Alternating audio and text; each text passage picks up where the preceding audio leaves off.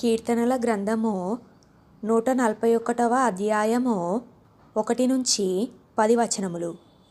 యెహోవా, నేను నీకు మొరపెట్టుచున్నాను, నా యొద్దకు త్వరపడి రమ్ము. నేను మొరపెట్టగా నా మాటకు చెవియొగ్గుము.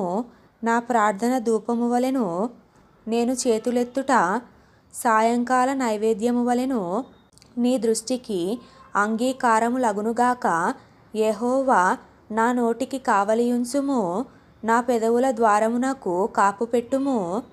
పాపము చేయువారితో కూడా నేను దుర్నీతి కార్యములలో చొరబడకుండునట్లు నా మనస్సు దుష్కార్యమునకు తిరుగనీయకుము.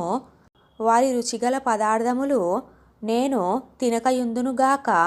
నీతిమంతులు నన్ను కొట్టుట నాకు ఉపకారము, వారు నన్ను గద్దించుట నాకు తైలాభిషేకము. నేను అట్టి అభిషేకమును త్రోసివేయకుందునుగాక. వారి దుష్టక్రియలను చూచియు నేను తప్పక ప్రార్థన చేయుచున్నాను. వారి న్యాయాధిపతులు కొండపేటు మీద నుండి పడద్రోయబడుదురు. కావున జనులు నా మాటలు మధురమైనవని వాటిని అంగీకరించుచున్నారు. ఒకడు భూమిని దున్నుచు దానిని పగులగొట్టునట్లు మా ఎముకలు పాతాళ ద్వారమున చెదరియున్నవి. యెహోవా, నా ప్రభువా, నా కన్నులు నీ తట్టు చూచుచున్నవి. నీ శరణుజొచ్చి ఉన్నాను. నా ప్రాణము దారపోయకుము.